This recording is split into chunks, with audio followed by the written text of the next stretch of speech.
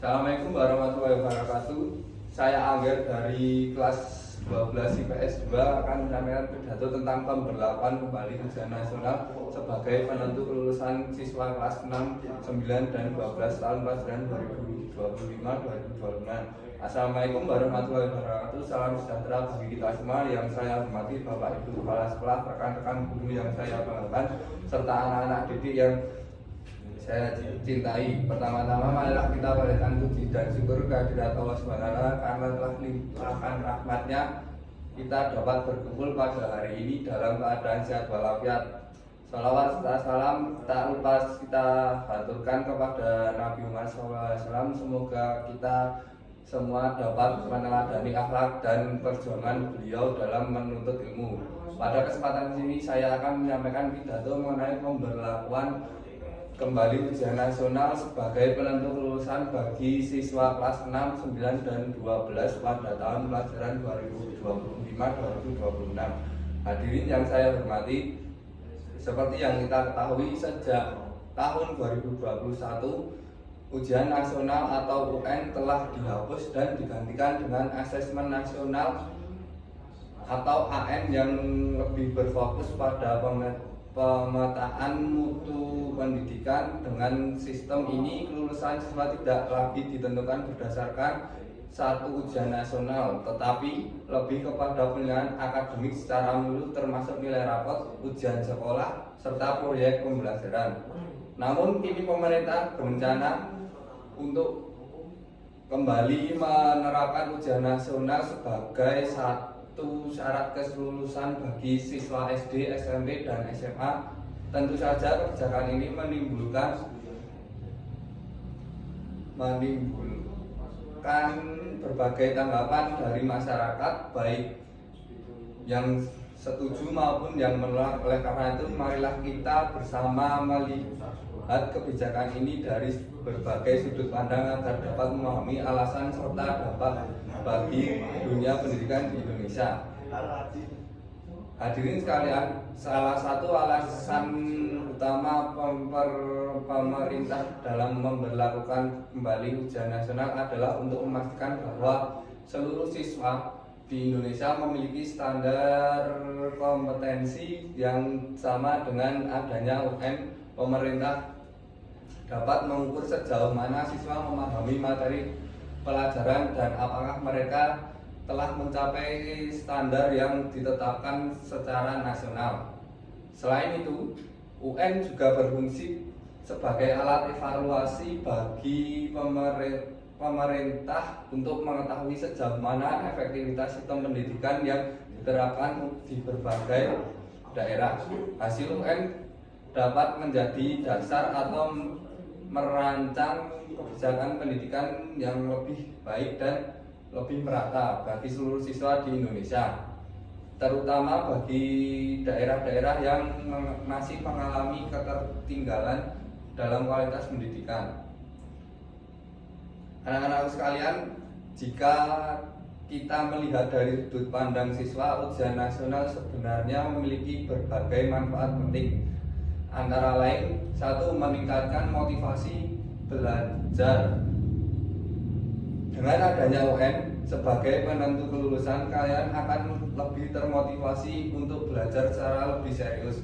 Tidak hanya sekedar mengerjakan tugas sekolah, tetapi juga memahami konsep-konsep dasar yang diperlukan untuk menghadapi ujian nasional. Dua, melatih mental dan kedisiplinan. Ujian nasional mengajarkan kalian untuk menghadapi tantangan, mengelola tekanan, serta belajar disiplin dalam mempersiapkan dan diri menghadapi ujian. Ini adalah keterampilan yang sangat berguna bukan hanya dalam dunia pendidikan tetapi juga dalam kehidupan di masa depan. Tiga, menanamkan sikap kompetitif yang sehat. Dalam kehidupan, persaingan adalah suatu yang tidak bisa dihindari. Melalui UN, kalian akan belajar bagaimana bersaing dengan cara yang sehat, berusaha semaksimal mungkin untuk meraih hasil terbaik tanpa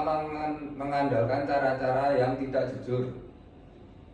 Namun hadirin sekalian, kita juga tidak bisa menutup mata terhadap berbagai tantangan yang mungkin timbul akibat kebijakan ini. Salah satu kendala terbesar dari ujian nasional adalah tekanan psikologi yang dirasakan siswa. Banyak siswa yang merasa stres karena harus menghadapi ujian dalam waktu yang terbatas, sehingga mereka lebih fokus pada menghafal materi daripada benar-benar memahami konsep yang diajarkan. Selain itu, kebijakan ini juga bisa menjadi beban bagi para guru dan sekolah.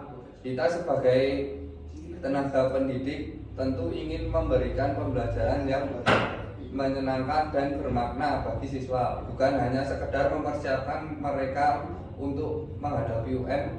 Jika pembelajarannya berorientasi pada ujian, maka potensi kreatif, keterampilan dan keterampilan berpikir kritis siswa bisa terabaikan. Tantangan lainnya adalah kesenjangan fasilitas pendidikan antara sekolah di perkotaan dan di daerah terpencil. Siswa di daerah terpencil sering kali tidak memiliki akses yang sama terhadap buku pelajaran, fasilitas laboratorium, maupun tenaga pekerja yang berkualitas. Jika UN kembali diterapkan tanpa mempertimbangkan faktor ini, maka kesenjangan pendidikan justru bisa semakin melebar. Hadirin yang saya hormati, agar kebijakan ini dapat memberikan dampak yang positif bagi dunia pendidikan, ada beberapa solusi yang bisa diterapkan. Satu, sistem penilaian yang lebih fleksibel. Ujian nasional sebaiknya menjadi satu-satunya faktor penentu kelulusan. Penilaian kelulusan harus tetap mempertimbangkan hasil belajar siswa selama beberapa tahun, tugas-tugas sekolah, serta keaktifan dalam kegiatan akademik dan non-akademik. 2. Meningkatkan kualitas guru dan sekolah. Pemerintah harus memberikan pelatihan bagi guru agar mereka dapat mengembangkan metode pembelajaran yang lebih inovatif dan tidak hanya berfokus pada persiapan UN. Selain itu, sekolah di daerah terpencil harus mendapatkan dukungan lebih dalam hal fasilitas pendidikan agar siswa memiliki kesempatan yang sama dalam menghadapi ujian. 3. Mencegah kecurangan pelaksanaan ujian nasional. Salah satu masalah yang sering terjadi pada UN adalah maraknya kecurangan. Oleh karena itu, sistem pengawasan harus diperketat agar ujian benar-benar mencerminkan kemampuan siswa secara objektif.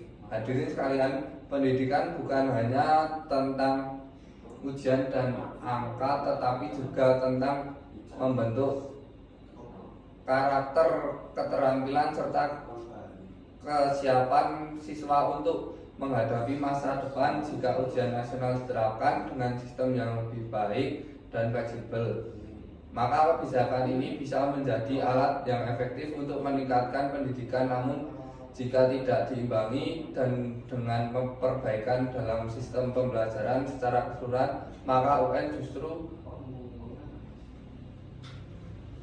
bisa menjadi beban bagi siswa dan guru. Sebagai guru, saya ingin mengajak anak-anak sekalian untuk tetap semangat belajar. Jangan jadikan ujian nasional sebagai sesuatu yang menakutkan, tetapi anggaplah sebagai tantangan yang harus kita hadapi.